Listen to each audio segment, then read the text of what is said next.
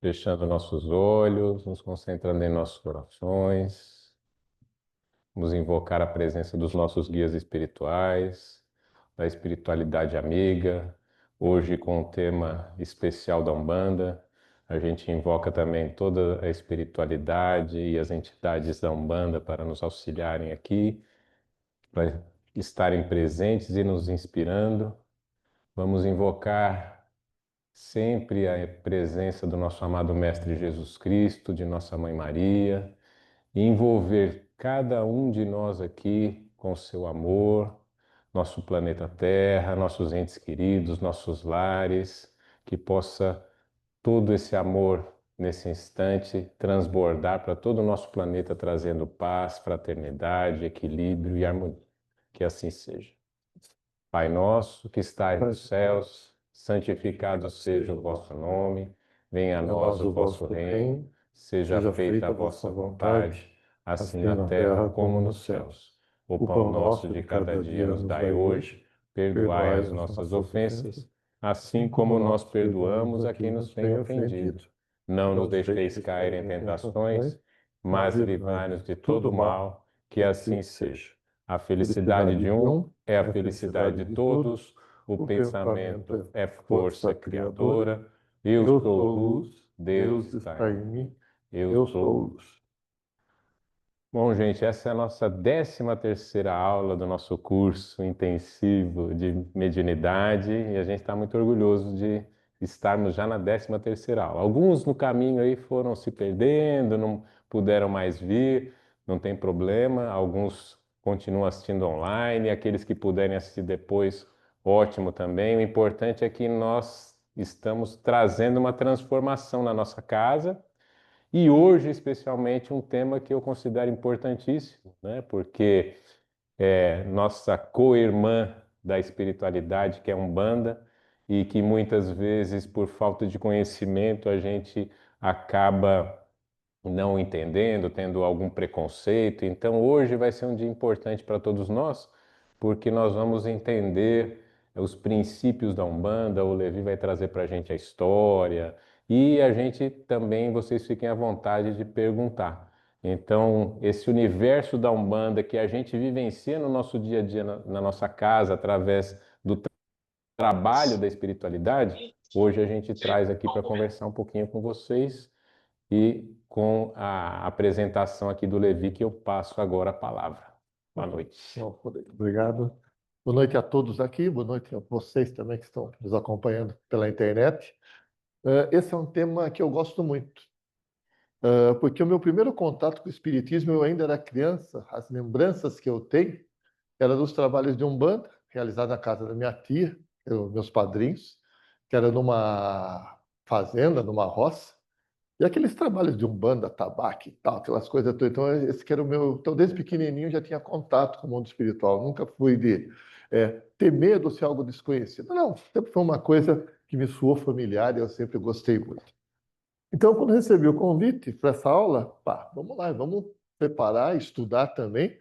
E, desde já, longe de esgotar a matéria, as aulas servem mais para aguçar a curiosidade, certo?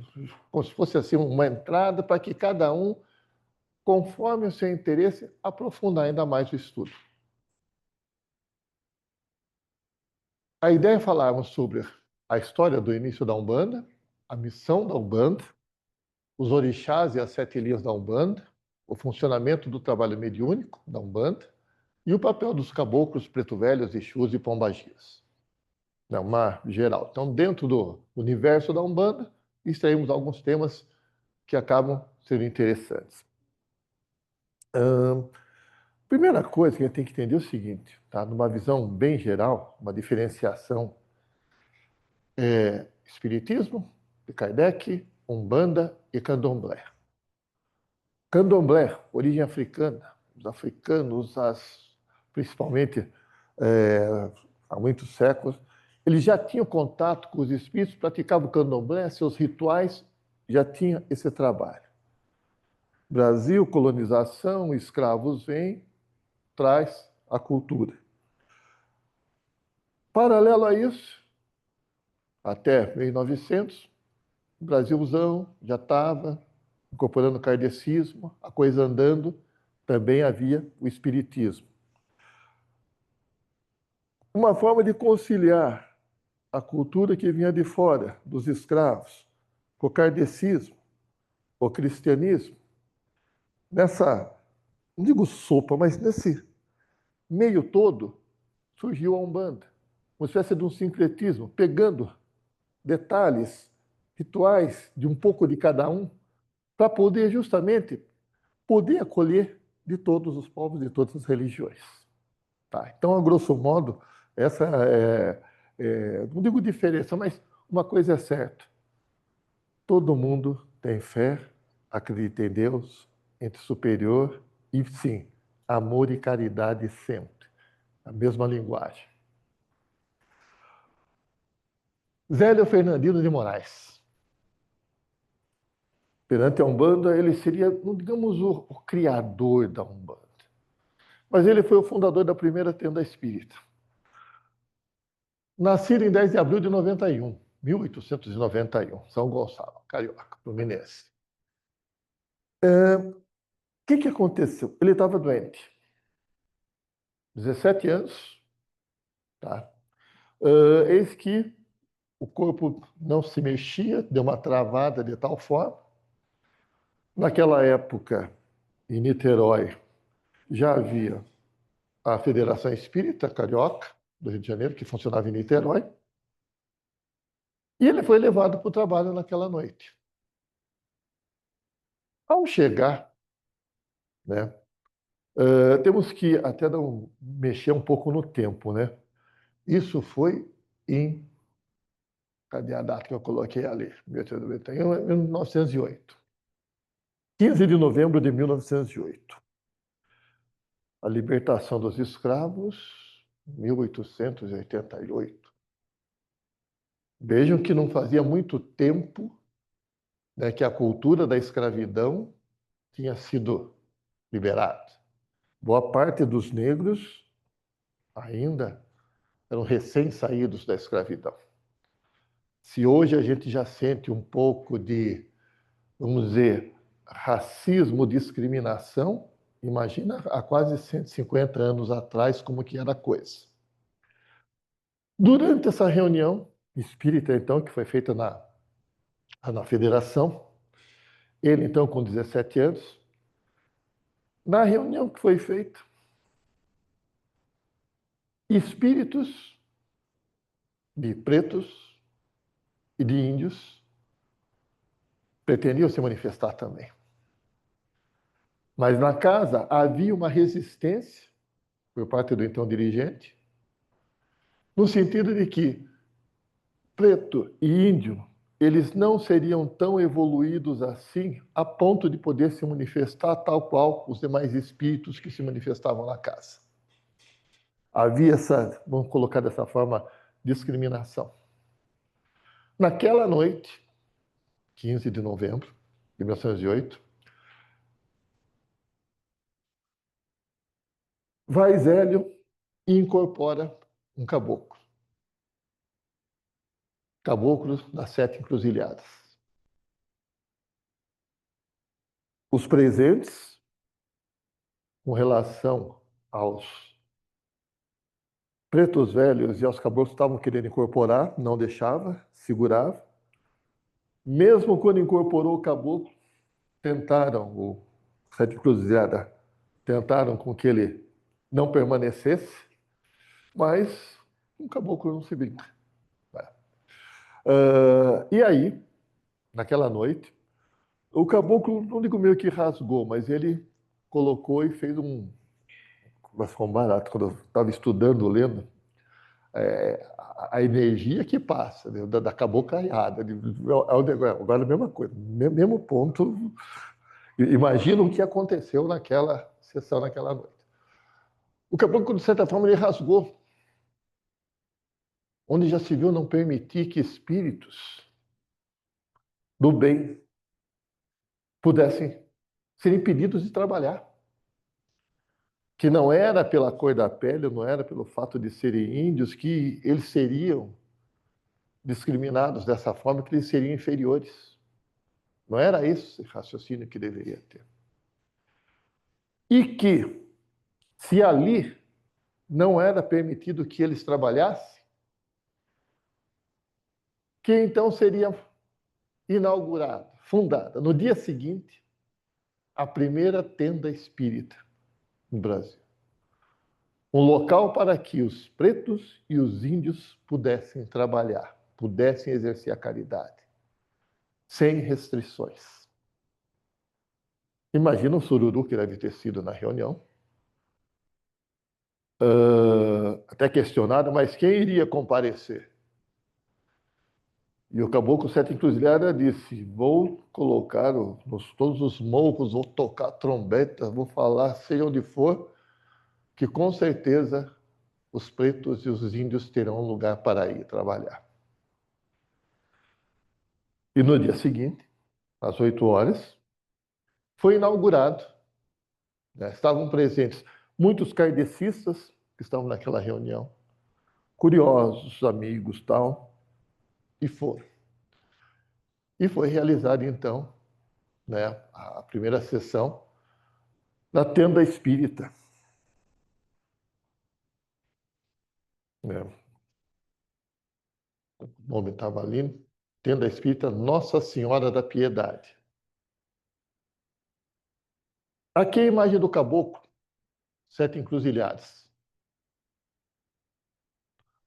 O caboclo, em vida passada, ele tinha sido um padre jesuíta, Gabriel Malagrida, morto em 1761. Era um missionário, chegou a trabalhar no Brasil, né, fazer peregrinações, usava energia com as mãos, era muito bem acolhido aqui.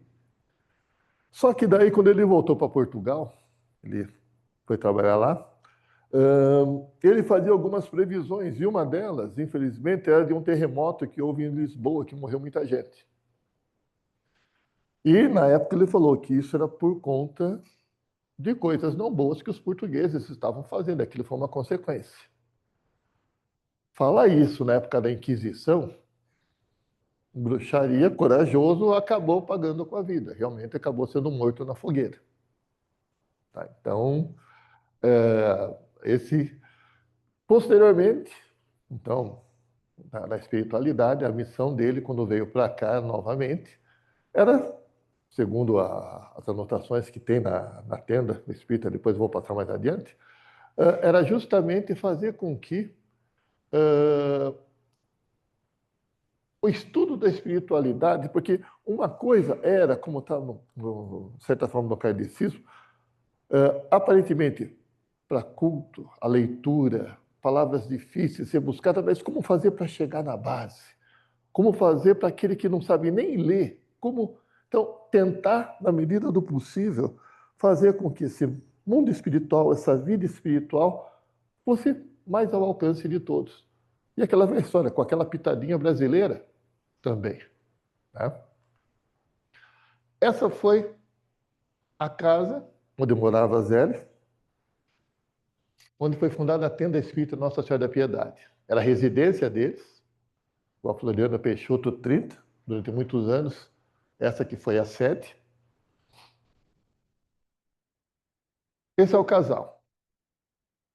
Zélio de Moraes, sua esposa, Maria Isabel, ambos médios. Né? Zélio, além de incorporar o caboclo Sete Encruzilhadas, das Sete Encruzilhadas, também tinha o Preto Velho, pai Antônio, né? Justamente as duas linhas, aspas, discriminadas, né? O Preto Velho e o caboclo. Maria Isabel, também médio, ela incorporava o caboclo roxo. Então, também os dois trabalhavam com a mediunidade e faziam caridade. Isso é. Aqui é uma foto antiga de Zélio. Zélio morreu em 75, com 84 anos, se não me engano. Onde ele está trabalhando no terreiro. Além de fundar a casa em 1908, Zélio fundou outras 7 casas nos 10 anos que se passaram. Tenda Espírita Nossa Senhora da Guia, Tenda Espírita Nossa Senhora da Conceição, Tenda Espírita Santa Bárbara, São Pedro, Oxalá, São Jorge, São Jerônimo. Vejam um raciocínio da Umbanda, o sincretismo de misturar de um lado orixás do candomblé com santos do catolicismo, com a ideia de vida, entidade pós-morte. Então a Umbanda ela pega esse sincronismo que ela faz de juntar vários elementos das várias religiões. Os representantes de cada uma, os dirigentes de cada uma daquelas tendas, essa daqui foi uma reunião que foi realizada. Reunião dos dirigentes das tendas fundadas pelo Caboclo das Sete Encruzilhadas, presidida por Zélio. Essa é hoje.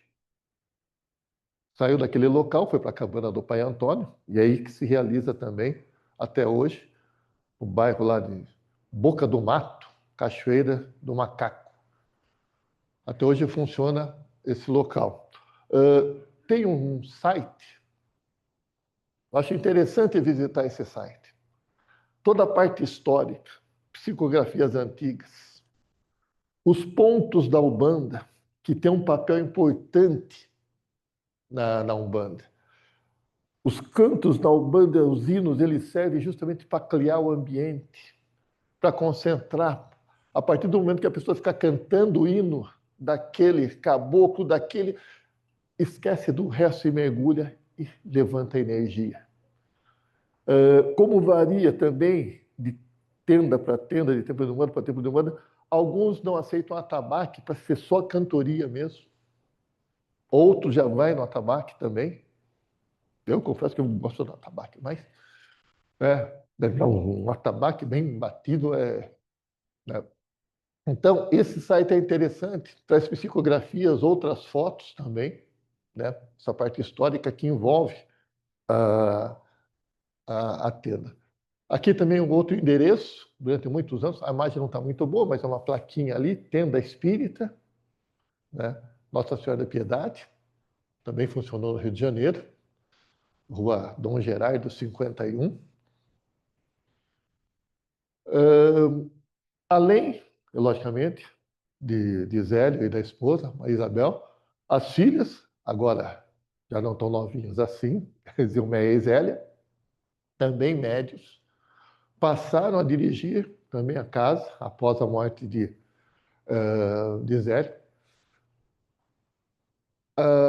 A Zilmeia Caboclo, que ela trabalhou, no mesmo trabalho, que é a Caboclo Tiana. Ali, a outra filha, a Zélia também, trabalhando. E a atual dirigente é a filha de Zélia, Lígia.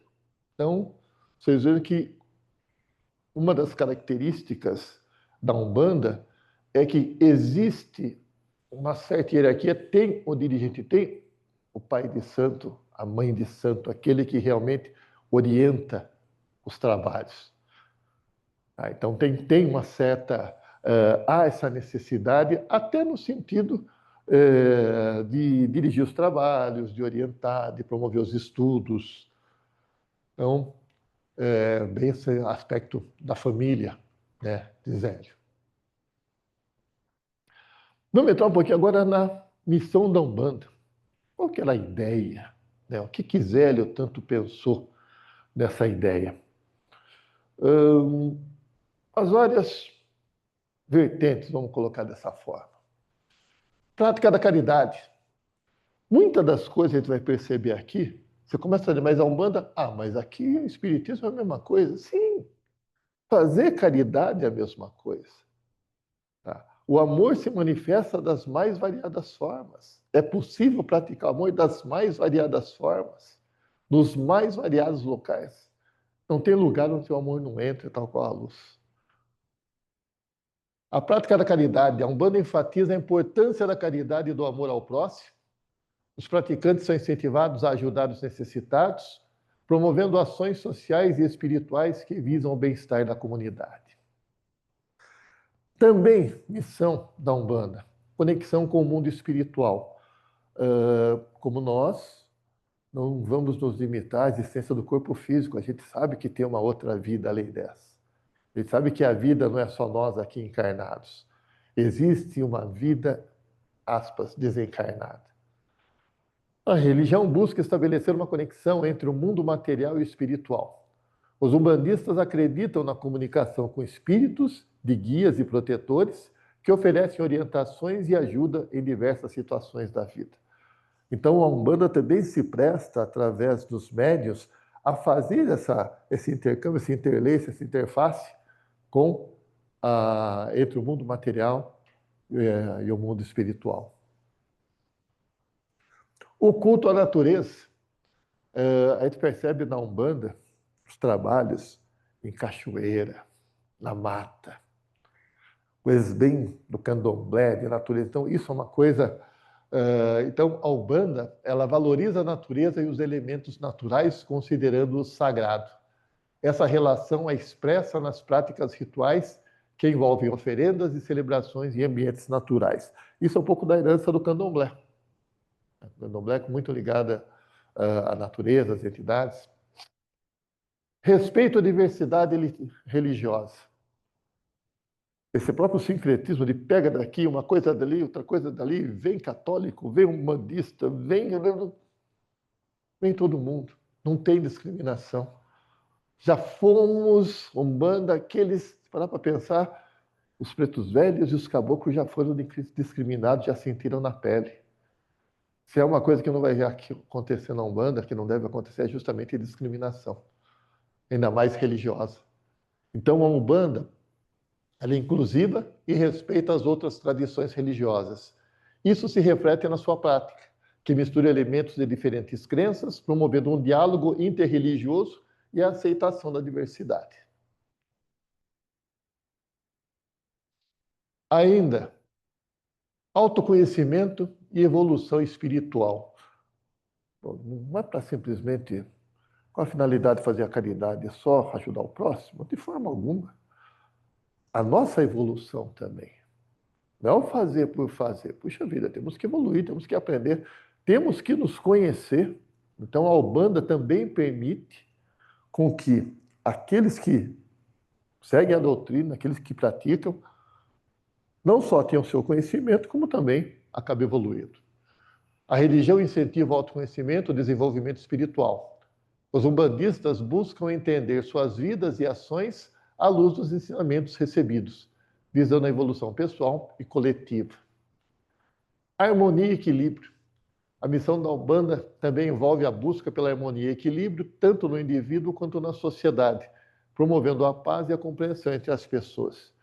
Não há como você, fazendo caridade, visando o amor, tendo como foco a melhora, não há como isso não gerar uma energia boa, pacífica. E isso, obviamente, contribui, não só individualmente, como com todo mundo, na evolução nossa coletiva do planeta. Por aí vai. Os orixás. Né? Aí a gente começa, então, a questão do candomblé também. Porque, principalmente, temos que pensar o seguinte, também lá naquela época, 1900 e lá vai pouquinho. Cristianismo, catolicismo, kardecismo, Kardec, Livro dos Espíritos, tal, as obras, tal, ok. Da parte da cultura religiosa africana, praticamente não tinha essa entrada, justamente porque vinham dos negros e a cultura era difícil de ingressar. Então, na medida do possível, a Umbanda acabou então incorporando também os orixás. Para quê?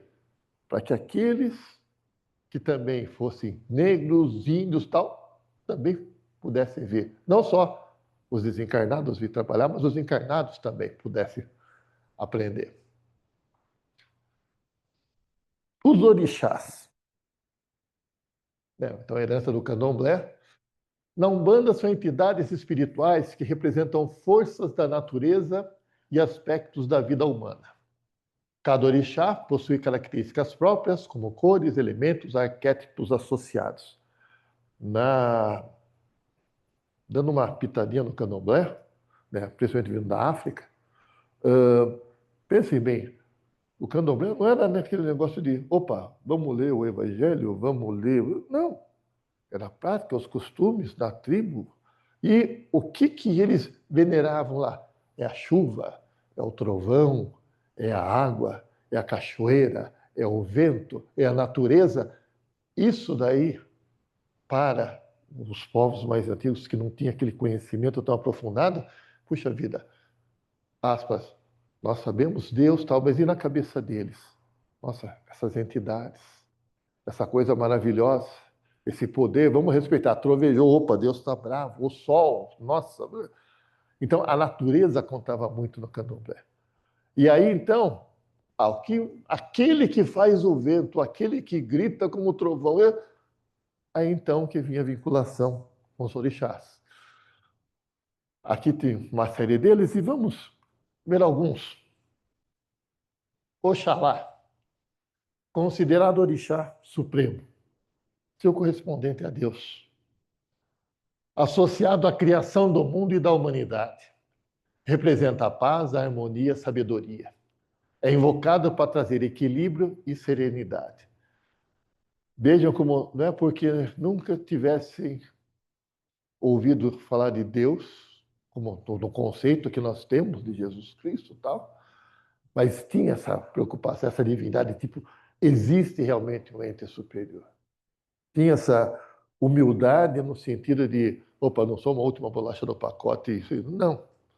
Existe realmente um poder superior. E o que representaria esse poder superior? Oxalá. Oxalá seja louvado. Sabe? Então, puxa vida.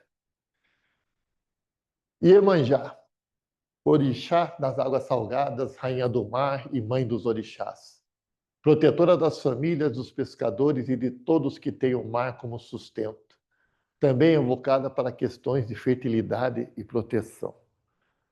Iemanjá tem muita ligação, a gente vai ver mais no finalzinho, a ideia de Nossa Senhora, a mãe, aquela presença feminina amorosa.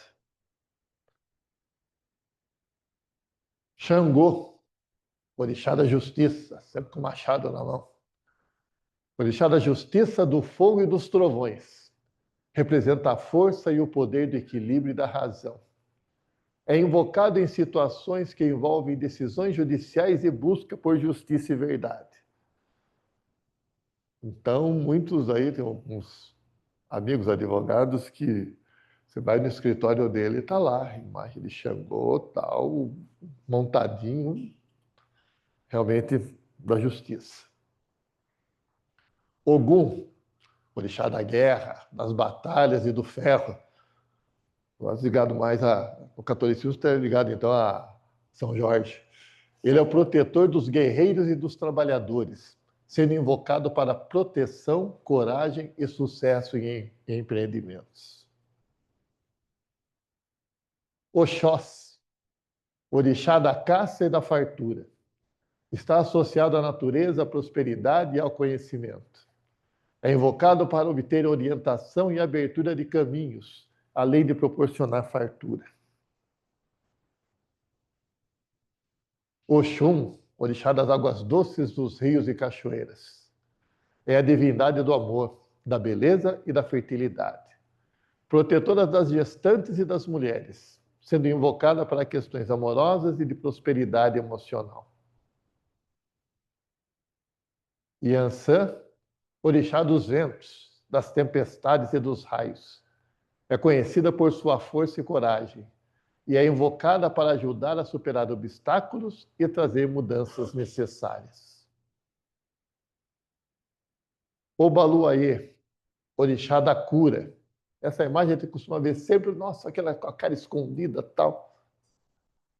Orixá da cura e das doenças. Responsável pelo ciclo da vida e da morte, sendo invocado para questões de saúde e para proteção contra enfermidades. Nanã, orixá das águas paradas, dos pontas da lama. representa a sabedoria ancestral e a passagem entre a vida e a morte. É invocada para assuntos relacionados ao fim de ciclos e sabedoria espiritual. Então, dependendo da situação, do clima, de como estavam acontecendo as coisas, então o Boris diz, opa, vou me socorrer desse orixá. Deixa eu pedir ajuda desse orixá. Opa, esse orixá que está presente.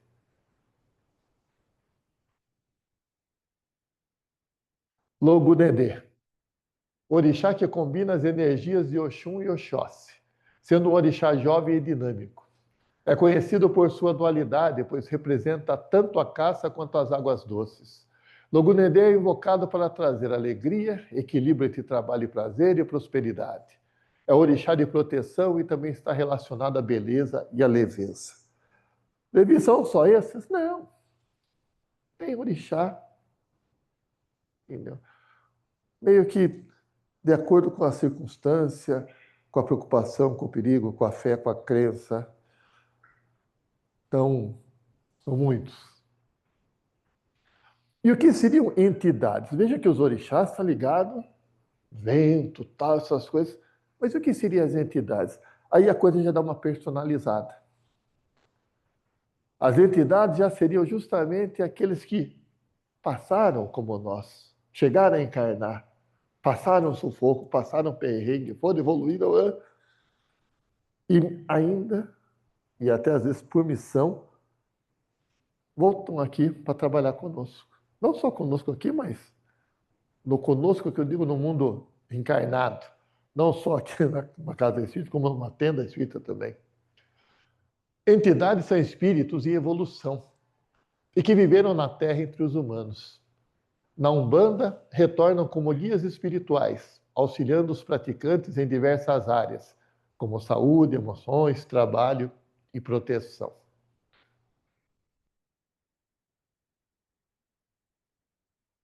Os caboclos. Caboclo é bom, os índios são bons, é uma energia muito forte. Né? Se pia tudo. Né? Esse aqui é o caboclo rompe-mato. Por que eu trabalho com ele? Né? Ali o ponto dele. É importante ver o que é o ponto na Umbanda. Você chega num lugar para ser reconhecido, você dá seu documento. Você dá seu RG, você passa seu CPF, passaporte. Tá? E vai ser identificado, opa, você é esse.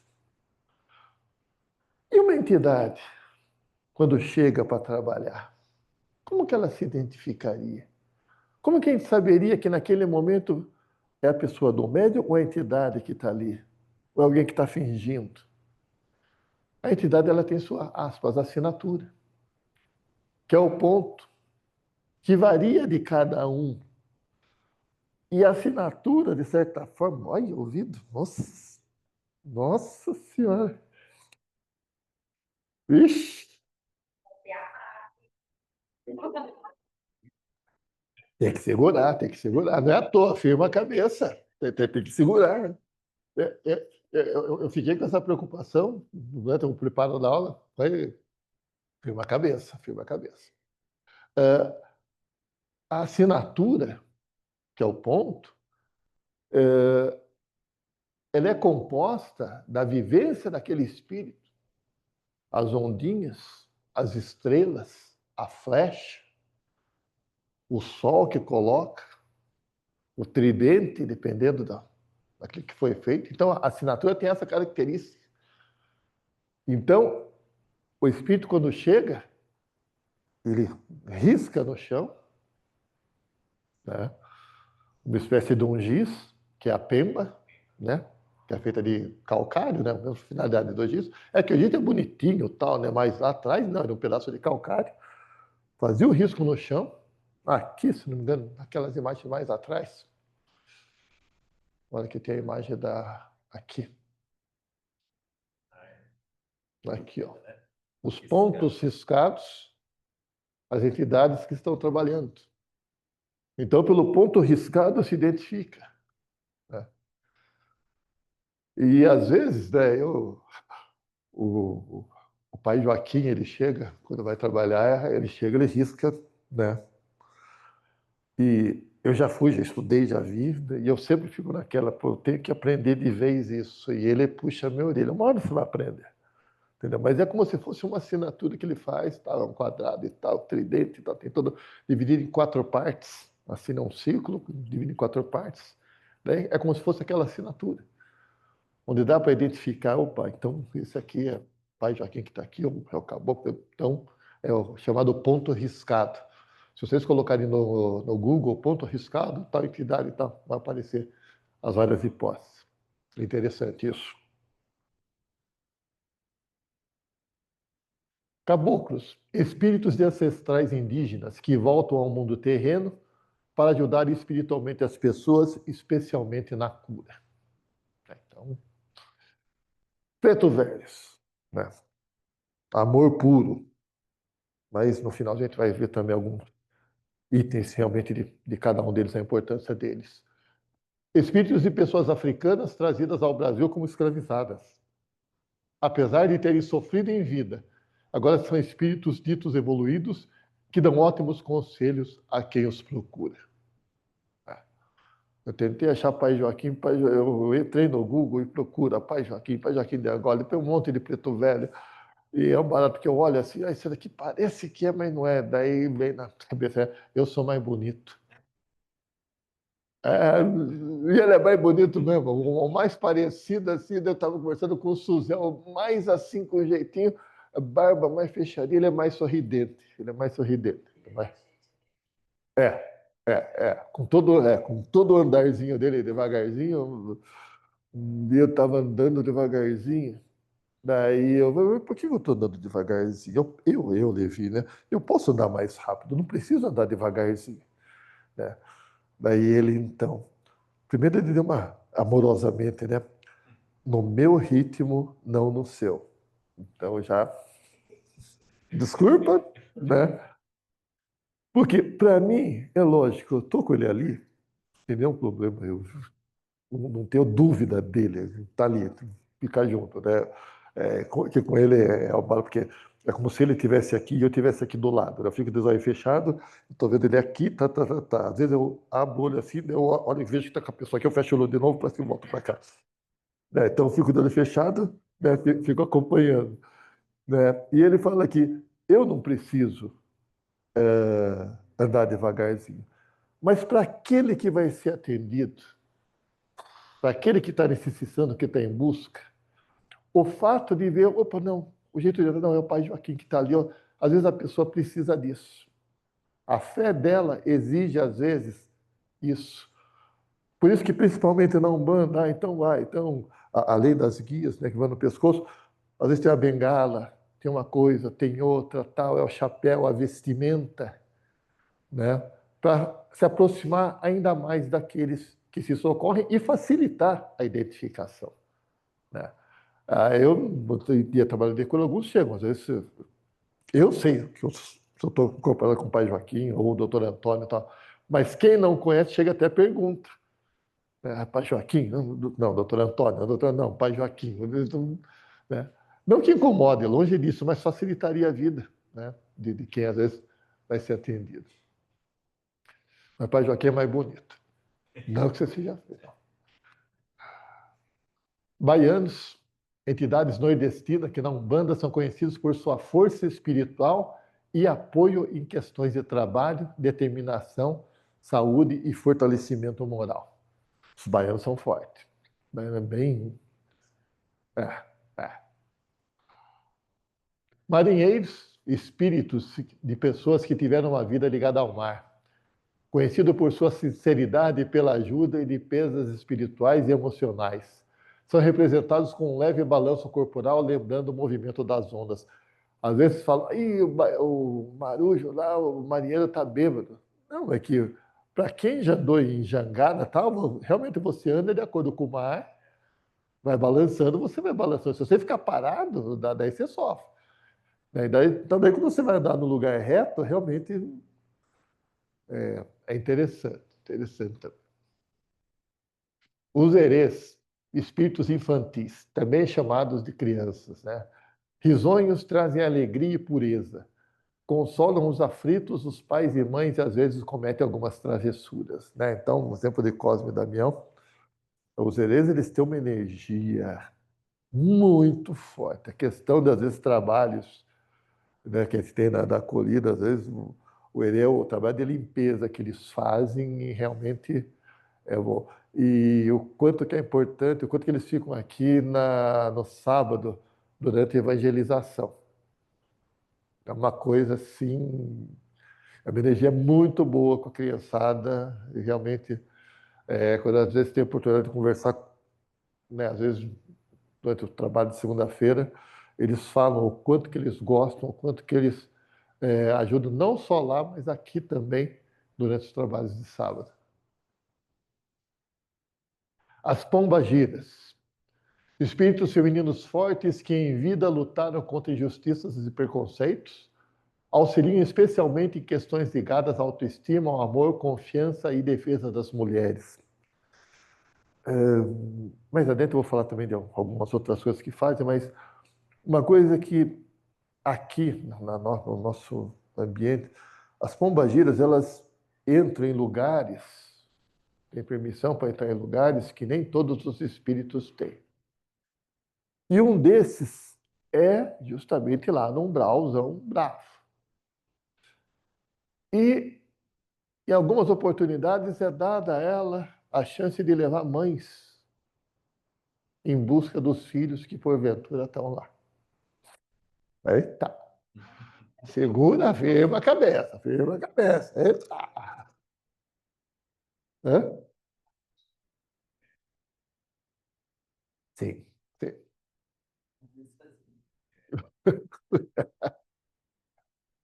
Cada um tem suas armas. Uma risada de pombagira arrebenta. Nossa. Os Exus, né? Também poderosos, responsável por levar as mensagens das pessoas aos espíritos e orixás.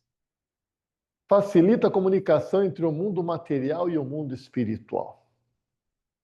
Ele atua como protetor dos terreiros e dos praticantes, garantindo que as energias negativas sejam afastadas. Ele é conhecido também por remover barreiras e dificuldades, ajudando as pessoas a alcançarem seus objetivos.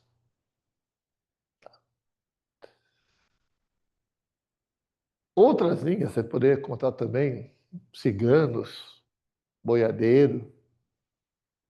Então, o que não falta, digamos assim, são espíritos bons querendo trabalhar, né? Como uma forma de ajudar o próximo, realmente isso é. As 7 linhas da Umbanda, tá?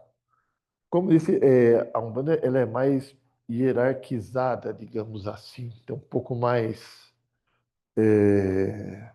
com relação aos orixás. Para entender um pouco mais a Umbanda, devemos conhecer as linhas ou vibrações. Uma linha ou vibração equivale a um grande exército de espíritos que rendem obediência a um chefe. Este chefe representa para nós um orixá, e cabe a ele uma grande missão no espaço. Então, as 7 linhas, Oxalá, linha de Manjá, Xangô, Ogum, Oxóssi, Diori e Diorimá. Aqui ao lado dessa imagem, né, mais ou menos uma vinculação com o catolicismo, para lembrar um pouco que cada um está ligado, né? Oxalá, ligado a Jesus Cristo, Ogum, São Jorge, Oxóssi, São Sebastião, Xangô, São Jerônimo, Iansã, Santa Bárbara, Iemanjá, ligado à Virgem Maria, e as linhas dos santos, ou linha das almas, que está sendo construída ainda pelos espíritos que estão se organizando, digamos assim, meio que mais geral. A linha de Oxalá, vamos ler que é mais fácil de compreender, representa o princípio, o incriado, o reflexo de Deus, o verbo solar. É a luz refletida que coordena as demais vibrações. As entidades dessa linha falam calmo, compassado, se expressam sempre com elevação. Seus pontos cantados são verdadeiras invocações de grande misticismo, dificilmente escutados hoje em dia, pois é raro assumirem uma chefia de cabeça. Estão bem elevados. Linha de Iemanjá. também conhecida como povo d'água. Iemanjá significa energia geradora, a divina mãe do universo, o eterno feminino, a divina mãe da Umbanda. As entidades dessa linha gostam de trabalhar com água salgada ou do mar, fixando vibrações de maneira serena. Seus pontos cantados têm um ritmo muito bonito, falando sempre no mar ou em orixás da dita linha. Reafirmando aqui a importância que os pontos têm na Umbanda. Você começa a cantar, você começa a pensar, realmente você é transportado. Ou o mundo vem para cá, ou você vai, então realmente tem uma importância muito grande, né, durante os trabalhos da Umbanda. Linha de Xangô, o orixá que coordena toda a lei kármica.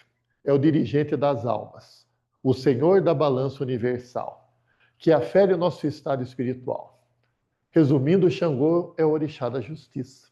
Seus pontos cantados são sérias invocações de imagens fortes e nos levam sempre aos seus sítios vibracionais, como as montanhas, pedreiras e cachoeiras.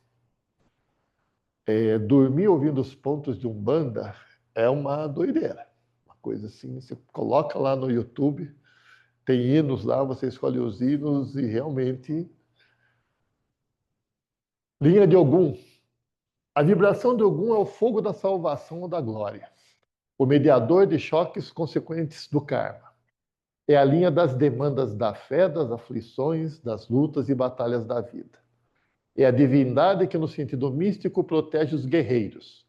Os caboclos de Ogum gostam de andar de um lado para outro e falam de maneira forte, vibrante, e suas atitudes demonstram vivacidade. Caboclaiada é firme. E caboclaiada é tudo sério. Eu nunca conheci nenhum caboclo assim de leitura, algum que fosse, sei lá, não era uma coisa assim, não, sei lá, não que faltasse amor, longe disso, mas a retidão. Tá? Não tem meio termo, não tem talvez, não tem jeitinho. Né? É um negócio assim, mais certo ou errado, é mais uma dualidade. Né? Que nem a matemática Osiano Mames, por exemplo, a matemática deles é 1, 2, monte. 3, 4, não, é tudo monte. Daí, um, é dois, o resto é monte. Então, é muito limitado no sentido, ou é certo ou é errado. Então, é certo. Tá? Então, o caboclo rompemático que eu trabalho, ele é sério, é o máximo que ele dá, assim, mostra o dente um pouquinho assim, mas é sisudo, é sisudo. A vibração de Oxóssi significa a ação envolvente ou circular dos viventes na Terra, ou seja, o caçador de almas, que atende na doutrina e na catequese. Suas entidades falam de maneira serena e seus passes são calmos, assim como seus conselhos e trabalhos. Seus pontos cantados traduzem beleza das imagens e na música, e geralmente são invocações às forças da espiritualidade e da natureza, principalmente às matas. Lia de Iori. Essas entidades altamente evoluídas externam pelos seus cavalos justamente os pés que incorporam, maneiras e vozes infantis de modo sereno, às vezes um pouco vivas. Quando no plano de protetores, gostam de sentar no chão e comer coisas doces, mas sem desmandos. Seus pontos cantados são melodias alegres e algumas vezes tristes, falando muito em papai e mamãe de céu e em mantos sagrados. Não barato, porque as lembranças que eu tenho, eu era pequeno, que eu me lembro isso há 7, 8 anos, estou com 61, então há um tempinho. E eu lembro quando minha mãe incorporava, né? E era a Mariazinha. Eu lembro da minha mãe virando cambalhota. Eu era meio gordinha, já era meio velhinha, virava e pulava tal. Daí os outros iam para aquela assim, não, calma, Mariazinha, não judia tanto, né? E, tal, e pulava e tal. Então, realmente o pessoal é muito alegre, os seres são muito alegres, é uma coisa assim, né? E vão comer doce, pega doce, aqueles doces babados, enfia nessa boca e come, é gostoso. Nossa, é uma criançada boa. Linha de Orimar. também chamadas de linha das almas. Essa linha é composta dos primeiros espíritos que foram ordenados a combater o mal em todas as suas manifestações. São os orixás velhos, verdadeiros magos que, velando suas formas kármicas, revestem-se das roupagens de preto velhos, ensinando e praticando as verdadeiras mirongas. Eles são a doutrina, a filosofia, o mestrado da magia, em fundamentos e ensinamentos. Geralmente gostam de trabalhar e consultar sentados, fumando cachimbo, sempre numa ação de fixação e eliminação através de sua fumaça. Realmente, os preto velhos, vocês sabem que eles não tragam, né? Uma coisa é a gente fumar, quem fuma, eu não fumo, fumo, dá para fumar, não.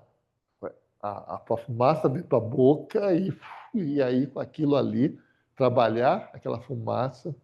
Tá? Então, os preto velhos. Funcionamento, o trabalho mediúnico, do modo geral, né? Você vai numa tenda espírita, tem a figura do mestre, que está ali. É o pai de santo, a mãe de santo, que é o dirigente, né? Que ele fica.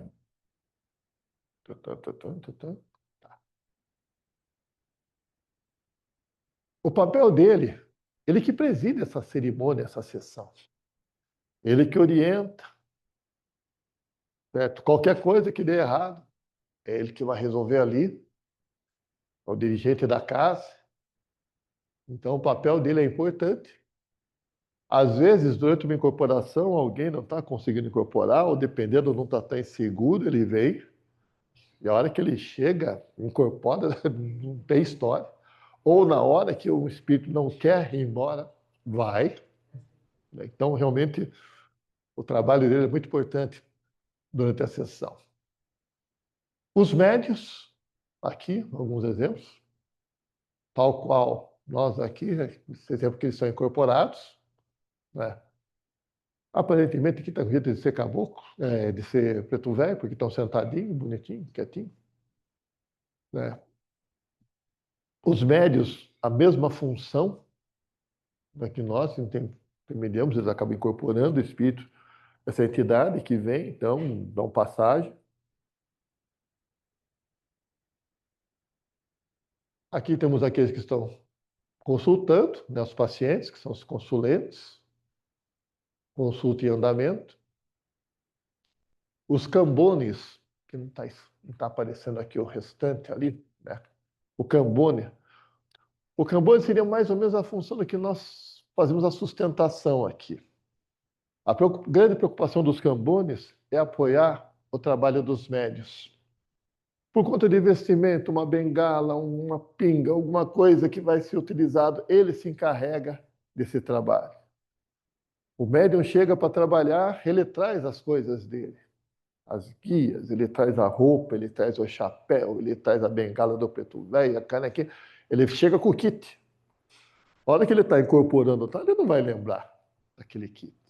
Aí que entra o trabalho dos cambones nesse momento. Para dar. Exatamente, de compreender. Então é bem aquela sustentação que a gente faz aqui, né, que dá para perceber. Além dos cambones, que a preocupação maior dele é com os médios, existe também os ogãs. Os ogãs, a preocupação um pouco deles não é nem tanto com os médios, mas com a estrutura daquilo que está acontecendo na casa. Você vai ter o som, se está todo mundo bem seguro, se a vela está acesa, se o espaço, controlar a fila. A preocupação deles é mais com a estrutura, com a logística dos trabalhos que são realizados. Seus instrumentos estão ali. Né? Então, essa é a dinâmica, né, que acaba se desenvolvendo.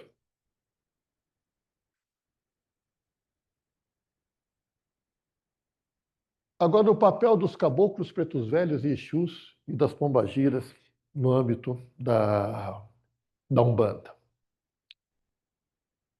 Os caboclos. Legal. Representantes da natureza. São frequentemente vistos como espíritos de indígenas ou de pessoas que viveram em harmonia com a natureza. Eles simbolizam a conexão com a terra, a floresta e os elementos naturais. Então é bem a vinculação da Umbanda com a natureza.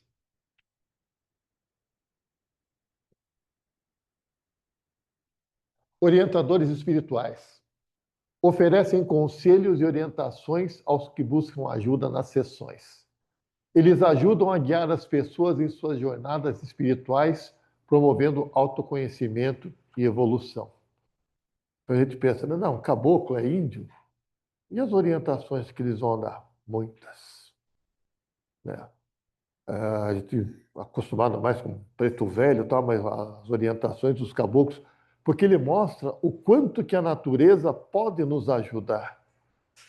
Até hoje eu lembro de uma palestra que uma vez o caboclo Rompemato passou, da importância que era, né, falando dos elementos, da importância do fogo, do sol, na nossa vida, no nosso organismo, como elemento purificador de tudo, de más energias, o sol bater na casa, tal, aquelas coisas todas. A importância da água no nosso próprio organismo e no quanto que as energias através da água do nosso organismo, a importância de tomarmos água, né? A importância que tem a água na nossa vida. O ar, né? E aí de uma forma mais ampla, não? O próprio meio ambiente, a importância de respiração, da nossa sobrevivência. Obrigadão, obrigadão, obrigadão, obrigadão. E a terra, né? A gente sai da terra, volta para a terra, transforma, o quanto que é importante pisar no chão, gostoso, então, uma coisa assim bem... quando tu tá para incorporar no dia de cura, não sei quem vem. Primeiro, sempre o, o pai Joaquim, né? Mas aí não sei se vem caboclo, quem que vem. Então, mas o caboclo eu percebo através justamente do pé, que parece que ele gosta de pisar no chão, na terra, como se estivesse cavocando o pé, assim, querendo chuchar o pé na terra, assim, né? Eu até percebo que ele estranha, porque não é terra lá, mas a firmeza de pisar, assim, sabe? Daquela... sentir o chão mesmo, né? Então, isso é... Eu, quando vou para a roça, de vez em quando pego uma árvore lá, abraço a árvore, é gostoso, tal, sabe? Aquele cheiro de chuva, é uma energia boa. Então, a natureza, né, é importante. O caboclo Combinado, ele usa a energia, a força de raios, tal, na hora de aplicar o passe, tal, um negócio bem, trabalha bem com a natureza.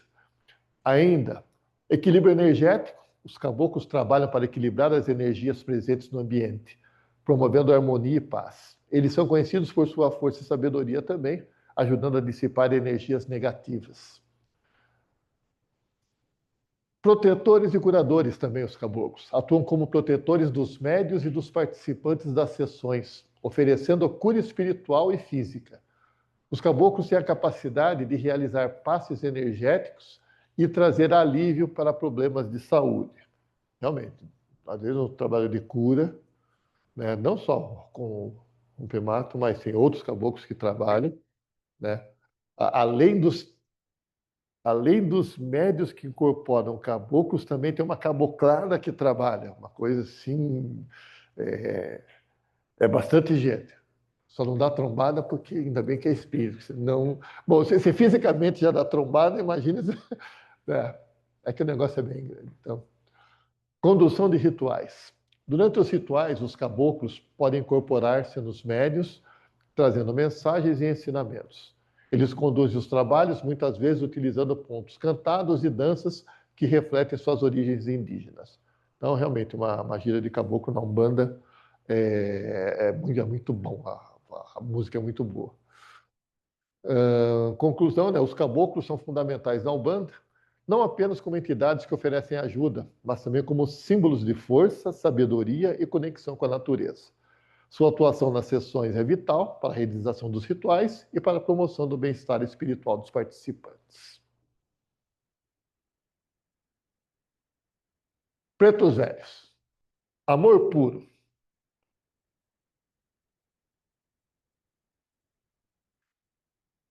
Papel deles. Os pretos velhos são vistos como espíritos de pessoas idosas, geralmente representando anciãos que viveram vidas longas e cheias de experiências. Trazem ensinamentos valiosos e conselhos para os praticantes. A presença de um preto velho no ambiente impõe um respeito, uma certa hierarquia, uma segurança energética para o ambiente. Isso não só para a Umbanda, né? Afinal de contas, só depende do lugar que vai. Eu lembro quando ainda nem tinha isso daqui da sua parte lá da frente e tal. Um dia estava meio pesado o ambiente, daí esqueci o nome da médium. E só estava lá na mesa, dali a pouco, tumba, equilibrou a coisa, né? Mas justamente com a chegada do Preto Velho. Uma coisa assim, quando eu falar, tal, chegou o Preto Velho, todo mundo respeita. É uma coisa assim, é, é muito bom, muito bom. Simbolismo. Frequentemente, os preto velhos são representados com vestimentas simples, como roupas brancas ou de cores escuras, e costumam carregar objetos que simbolizam sua sabedoria, como bastões ou bengalas. Eles gostam sempre de. Não gostam de calça muito apertada, nem de camisa assim. O Suzel reclama, né, quando às vezes a voinha, né, quando ele inventa de vir de calça comprida.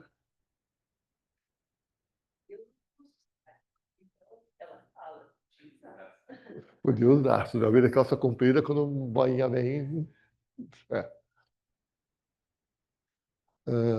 Os trabalhos de cura. Os preto velhos são conhecidos por suas habilidades de cura. Eles podem realizar passes e outros rituais para ajudar a aliviar sofrimentos físicos e emocionais. Um exemplo, né? Então, você está falando de Umbanda, mas volto a dizer, a gente não tem como não desvincular. E é até bom fazer a ligação que fica mais fácil para compreender o que se passa lá.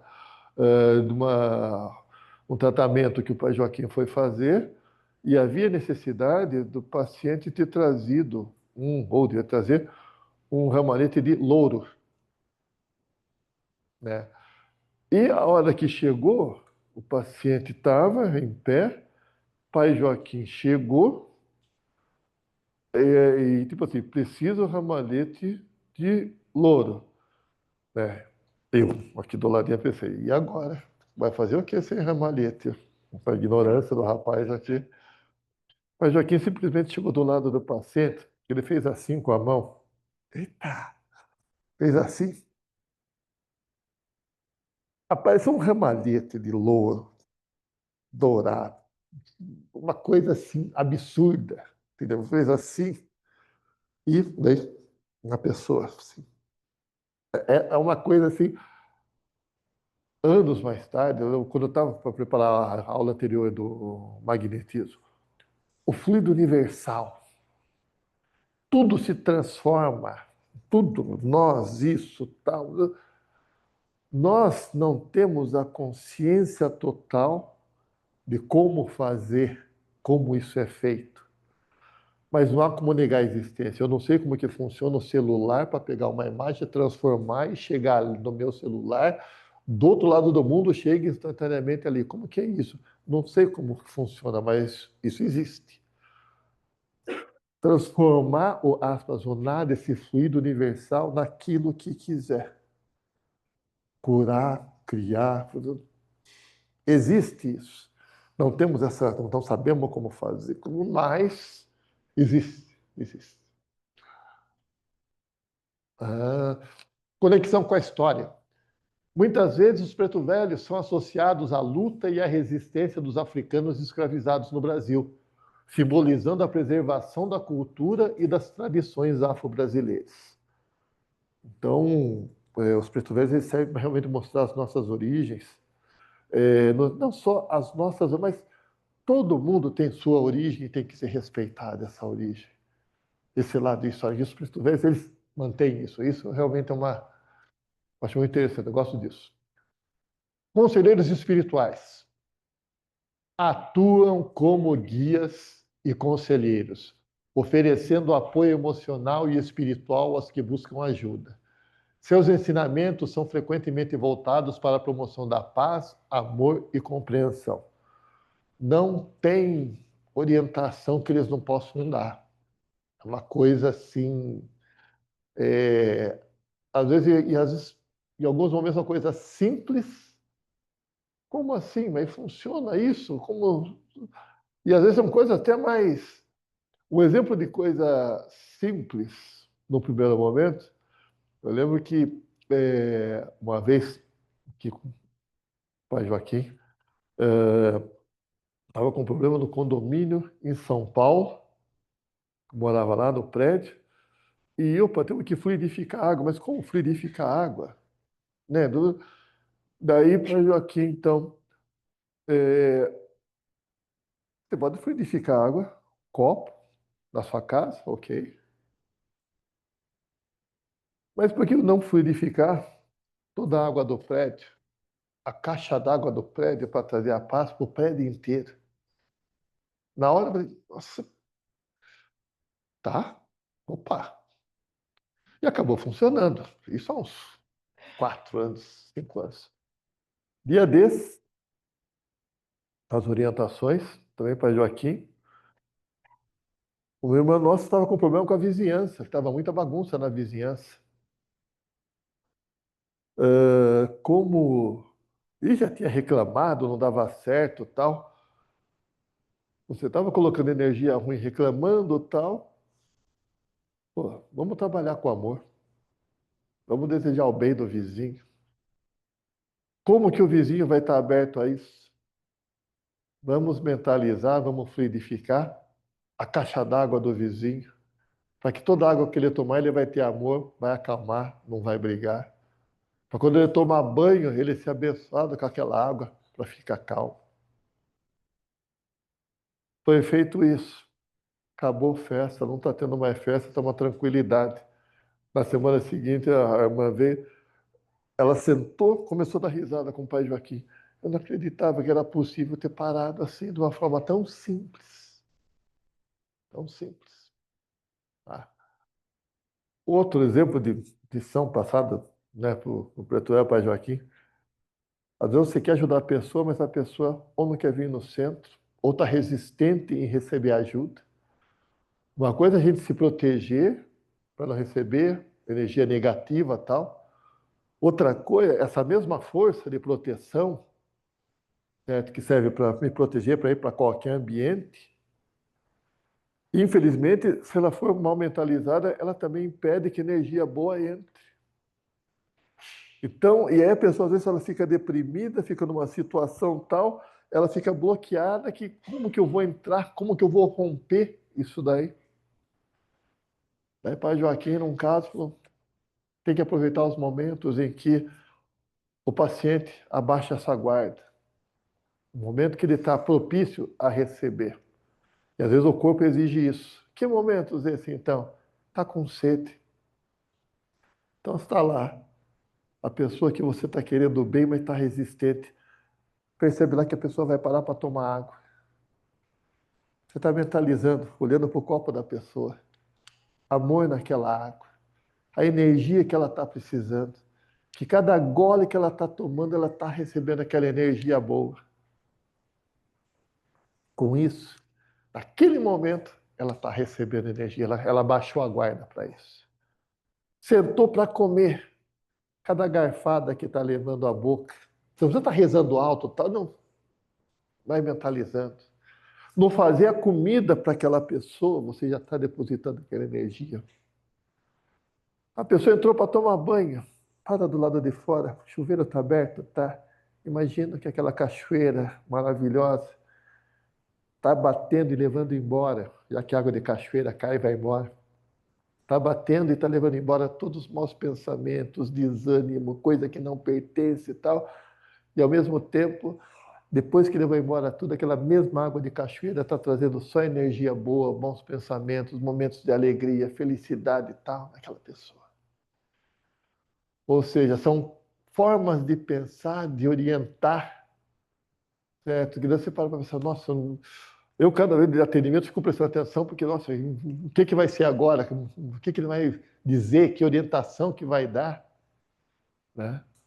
Então, essa parte de orientação dos pretos velhos realmente é uma coisa assim, é, é excelente, é uma coisa assim Não tem o que eles não saibam que não posso orientar. Não tem, não tem, não tem, não tem.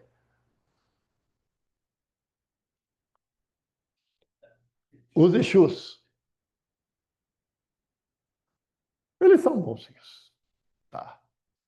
Intermediários espirituais. São considerados mensageiros entre os humanos e os espíritos, facilitando a comunicação entre o mundo espiritual e o material. Então, realmente, eles circulam para lá e para cá, entram em ambientes que outras entidades não entrariam. Eles têm essa capacidade. Sabedoria também. São conhecidos por sua sabedoria, conhecimento das leis espirituais, orientando os fiéis em suas vidas. Proteção. Atuam como guardiães, protegendo os praticantes contra energias negativas e influências adversas.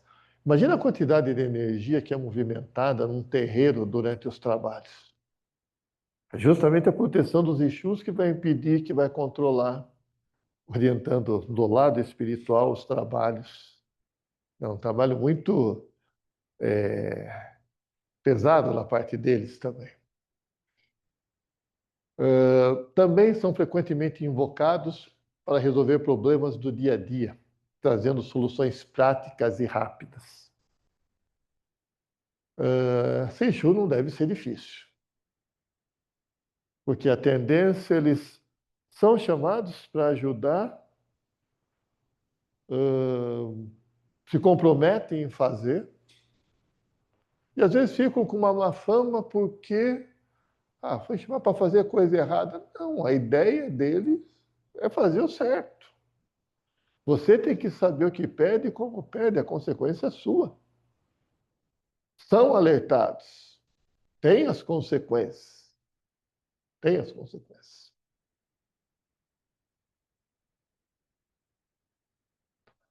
As pombagiras, que a gente comentou, né? Uma verdadeira fortaleza que elas fazem. Espíritos femininos. As pombagiras representam a força feminina, a sensualidade e a liberdade, atuando como protetora das mulheres. Empoderamento feminino. Elas incentivam a autoafirmação e a valorização da mulher, promovendo a independência e a força feminina. Quando você vê uma mulher poderosa, não digo poderosa, mas no sentido de, peraí, ela não é submissa, ela sabe o que quer, sabe dos direitos, ela faz, não é daquelas que não sabe. Tudo que ela pode fazer, realmente, ela faz. E o que não pode, ela ainda tenta. E o que não puder, ela inventa ainda. Né? Então, essa fortaleza, né? Então, e o exemplo maior, na hora que uma risada de pombagira, você vai uma reunião dentro da Umbanda, o sorriso da pombagira é uma coisa que, e às vezes do nada, às vezes em outros ambientes, você escuta aquela risadona, você fala, eita, Nossa Senhora, com certeza tem pombagira ajudando assim, feliz com aquela situação que está, né? Então, as pombagiras, elas incentivam a autoafirmação e a valorização da mulher, promovendo a independência e a força feminina. Representação visual. As pombagiras são frequentemente representadas com roupas coloridas e adornos que simbolizam sua beleza e poder. Elas são alegres, elas dançam, são felizes, elas trazem alegria para o ambiente. Gostam de dançar, de música, bem. Amor e relacionamentos. São especialmente invocadas em questões relacionadas ao amor, ajudando a harmonizar relacionamentos e resolver conflitos amorosos. A questão do amor, da frustração, né? É difícil conviver, é difícil a gente aprender. Né? Sempre vai ter a primeira vez. O primeiro beijo, o primeiro não, a primeira tábua, o primeiro, sei lá, faz parte. Faz parte. Bom seria se o amor surgisse e nunca mais saísse, só pudesse crescer nos relacionamentos. Mas, infelizmente, muitas vezes as situações mudam naquele casal, naquele relacionamento, e aí tanto faz, homem com homem, mulher com mulher, casal. Mas, por vezes, para a manutenção e sobrevivência daqueles dois, aquele amor, não dá mais para ficar junto. Às vezes, insistir pode ser prejudicial para os dois.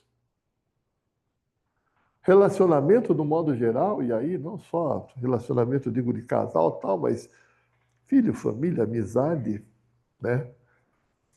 Tem coisas que em alguns momentos foram necessárias, foram importantes, mas isso não significa que isso vai ter que ser até o final dos tempos e mais outra vez e mais outra vez. E é desse negócio que falava que é a questão dos andaimes, né? Vai construir uma casa, a certa altura lá da casa, opa, vai ter que colocar um revestimento, a parede tem que contratar um andaime. Você vai lá para alugar um andaime, vai usar quantos dias? 2 dias. Você chega lá para alugar, o cara são 7 dias. Não, mas eu só quero para 2, não, só alugo para 7. Mas nem que eu vá no desconto. Não, é para 7. Preciso do andaime. Alugo, pago para 7. Vou lá, pedreiro usa 2 dias, não é mais necessário. Vou devolver? Não, já paguei 7 dias, deixa aí, tá pago. Aí chega o arquiteto, tá, agora nós vamos ter que revestir aqui, tem que tirar esse andaime. Mas peraí, foi necessário o andaime? Foi necessário para aquela etapa. Agora não é mais necessário, ele tem que sair daqui. Agora ele está atrapalhando. Foi necessário, foi, a gente não ia conseguir chegar lá para fazer aquilo sem ele. Só que agora aquela etapa passou. Não é mais necessário, por mais que tenha sido essencial. Existem momentos em nossa vida que pessoas e espíritos que se aproximam foram necessários, essenciais, mas para a nossa evolução, e por vezes até para deles, ou para a evolução daqueles que estão ali no relacionamento, pode ser que essa continuidade não seja tão necessária assim. É fácil compreender isso? Não, não é fácil. Não é fácil. Principalmente na relação marido-mulher. Experiência, as pombagiras, elas conhecem muito dessa parte de relacionamento, dessa parte amorosa. São muito chamadas para pedir orientação. Como fazer, faz, chora, lamenta. Então, nessa parte amorosa, o conhecimento e a orientação das pombagiras, elas fazem um trabalho muito bom. Magia e feitiçaria, muitas vezes são associadas a rituais de magia, especialmente aqueles que envolvem amor e proteção, trazendo resultados rápidos. É lógico, o desconhecimento acerca de algo, né, uma coisa obscura, não sei o que acontece lá dentro, essa falta de conhecimento, para alguns, isso é magia, isso é macumba, isso é, vai lá saber o quê. Mas quando você vai e conhece, não é tudo isso. Mas às vezes o fato de também, opa, estão falando que é isso, então quer saber de uma coisa? Continue pensando. Se é para pensar isso, não vir encher minha paciência para eu tocar minha vida, pode ficar longe, não tem problema nenhum. Tá? Mas realmente não tem esse lado místico negativo. Não deveria ter. Longe de esgotar o assunto. Né? Daria para ele ficar, opa, N pontos aí que daria para explorar mais ainda a parte histórica tal, comparando mais espiritismo e tal. Mas é o que eu disse, é despertar o interesse. Que não tem nada de ruim, de feio na Umbanda, não. Somos irmãos, é ter conversa lá do mesmo jeito. Tá? Aquilo é vivo, é claro, CTBC e tal. Todo mundo tem esse contato. Daqui a uns anos vai ter briga, né? Vai ser por aqui. Quem sabe a É, próxima aula disso daqui, você vai estar falando a lá gente no vai estar teu de lado, lá. entendeu? Eu vou estar no telão aqui e falar, em 2025 eu estava aí, Isso. entendeu? Olha mais aqui agora, entendeu? Um negócio, né, interessante. Então, longe de esgotar a matéria, é mais no sentido de despertar a curiosidade, desmistificar um pouco, né? Ser mais amistoso. Não tem, né? Principalmente o papel da Umbanda, né? Guardadas as proporções. Eu costumo falar isso às vezes quando eu vou no trabalho, reunião de chefia, tal, liderança. O chefe é aquele que, se você pegar aquela sobremesa de gelatina, você pega gelatina de vários sabores, cada um de um formato, de uma cor, de um gosto. Você mistura tudo, tá tudo aquela bagunça. Então você pega o creme de leite, joga assim naquela vasilha, opa, você acaba fazendo aquela sobremesa chamada mosaico, uma coisa assim.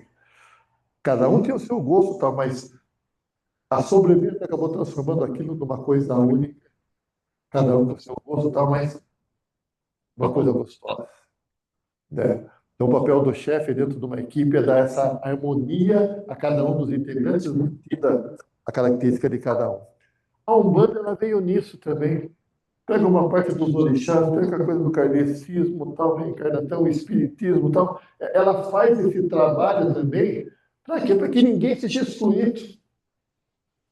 Ela recebe todo mundo bem, vamos lá, conversa com o caboclo, vamos lá, vamos. Então, é uma coisa bem brasileira, o Brasil é muito disso. Então, essa é uma característica dessa religião nossa, com essas características, um pouquinho daqui, um pouquinho dali, é São Jorge, é Atenas, e fica imaginando, né? Tenda espírita, Nossa Senhora é Piedade, como assim Nossa Senhora é catolicismo? É isso mesmo, candomblé no meio, entendeu? Espírito, opa, vamos estudar, né? Então, mais no sentido de despertar a curiosidade, e agora disposto a perguntas, espero ter, de alguma forma, contribuído para dar uma desmistificada. Não sei muita coisa.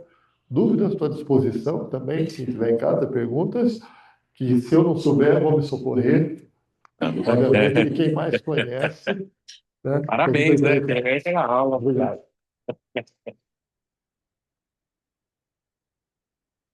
Querem fazer perguntas aí, gente? Tem microfone pra gente.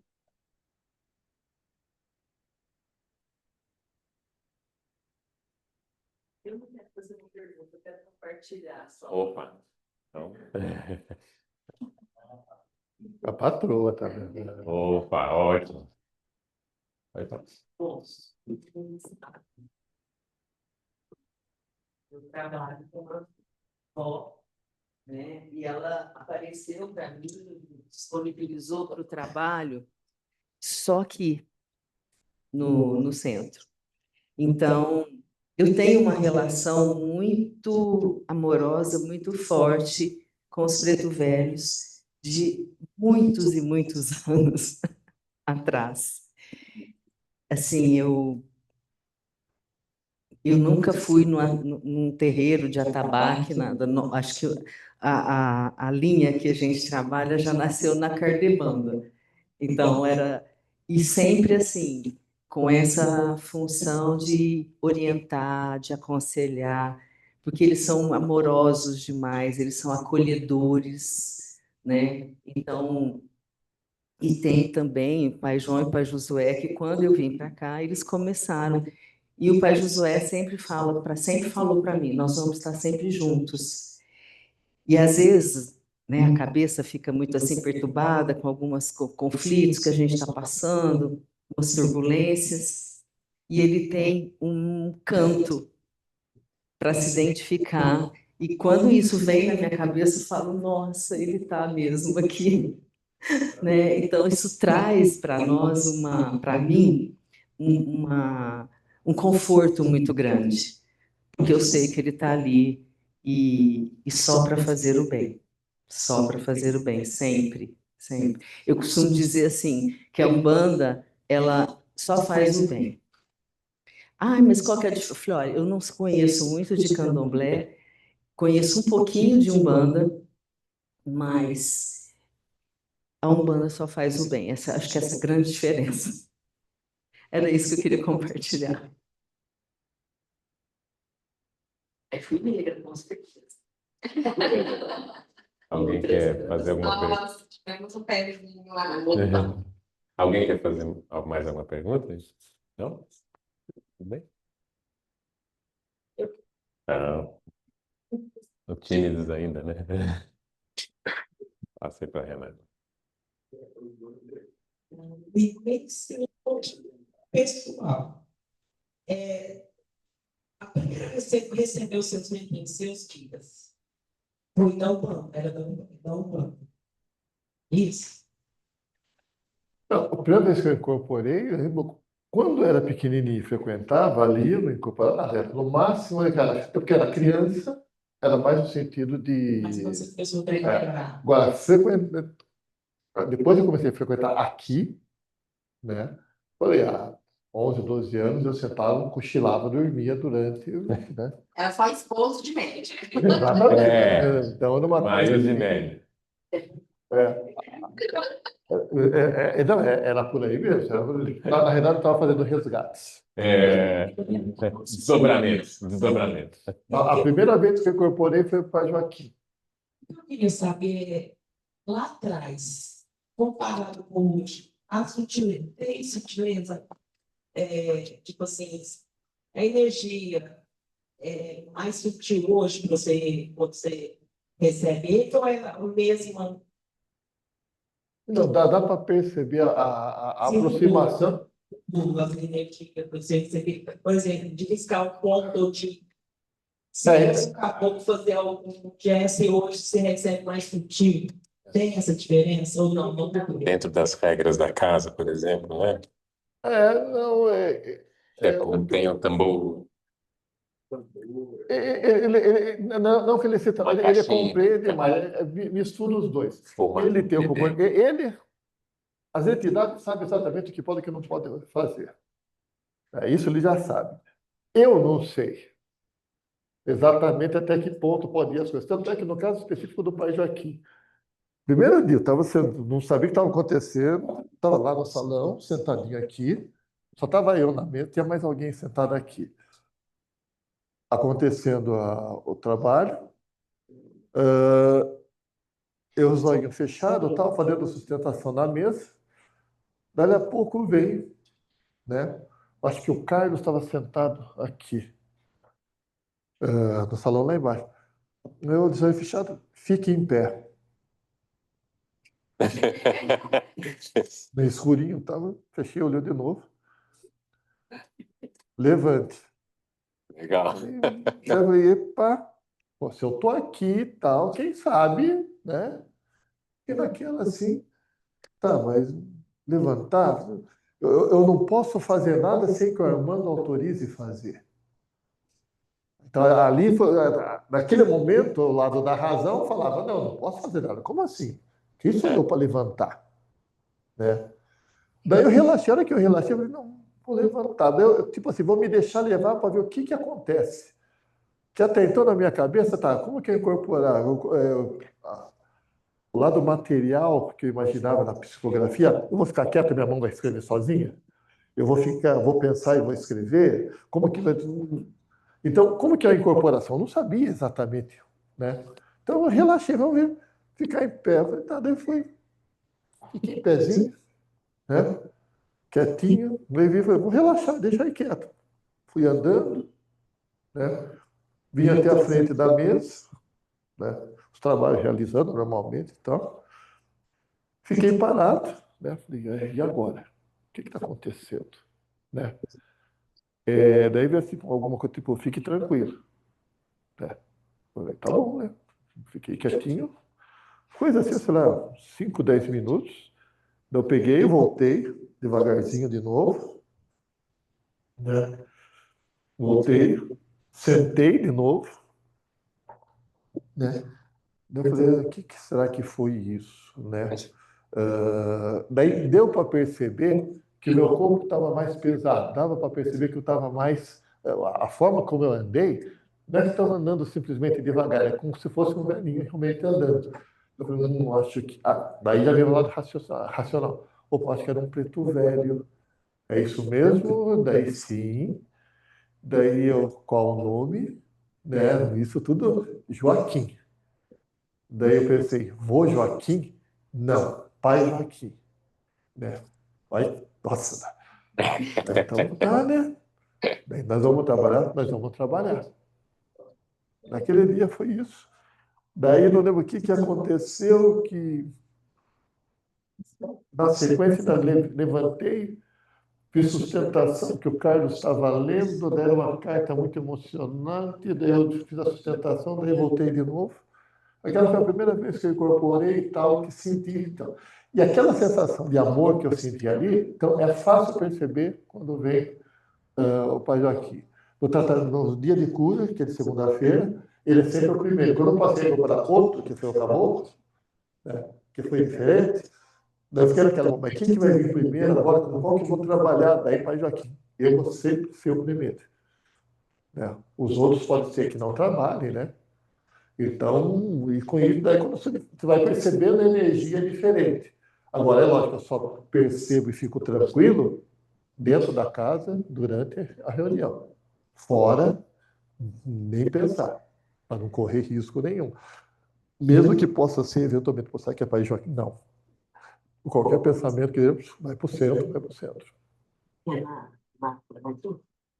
Como ele falou da sensação da energia de amor, com o caboclo é energia de firmeza.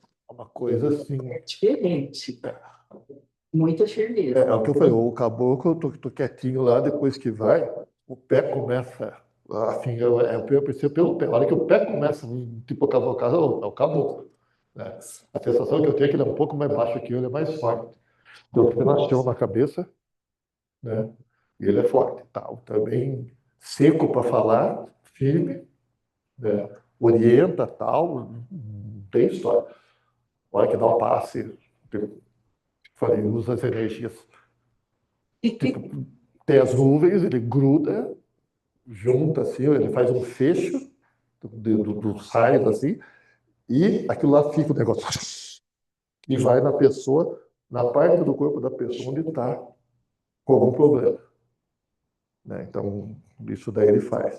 E às vezes também, na hora que termina, ele vai no pé, a pessoa está com a cabeça para lá, ele vem no pé, e às vezes ele bate no chão, né, para descarregar aquilo que estava umas batidas no chão. Eu passei a tirar a aliança tal por causa disso. Que realmente uma batida. A gente aprende óculos tal, dá umas batidas, tipo assim, bate no chão para dissipar aquela energia na terra mesmo. Então o caboclo ele chega dessa outra forma diferente. Da outra vez eu já falei, o doutor Antônio, que é um médico, ele já é sério também. Ultimamente ele até que está bonzinho na orientação, porque durante o tratamento, a cirurgia que ele faz, é seríssimo de tudo. Eu percebo a presença dele por conta das mãos. As mãos começam a ficar mais quentes, né? Uma habilidade como para fazer assim com o dedo, né? Como se estivesse aquecendo os dedos, porque daí vai trabalhar, ele vai fazer a cirurgia. Né? Então daí ele pega e faz, né? Eu já falei da outra vez. Quem estava aqui da outra vez? Da aula passada. Só vocês dois? Então, o doutor Antônio, o paciente está deitado aqui, ele chega, então a cabeça está para cá, o pé está para cá. Ele para aqui, né? Como que se colocasse a mão embaixo da pessoa, só que sem colocar, ele coloca assim e levanta assim, uns 30 centímetros. A hora que ele faz assim, uma réplica do corpo fica em cima, igualzinho. Daí ele vai operar nesse corpo. Tanto é que ele não opera com a mão assim, ele opera assim com o braço. Daí o que acontece? É o rim da pessoa. Então, às vezes dá para perceber a cor está diferente, porque é como se fosse um corpo inteirinho branco e fica uma cor diferente. Daí ele vai lá, vai abrindo, pega o rim, tira pedaço, não sei o que lá e tal, ele mexe. Se é na cabeça, uma vez abriu como se fosse a cabeça e dava para perceber.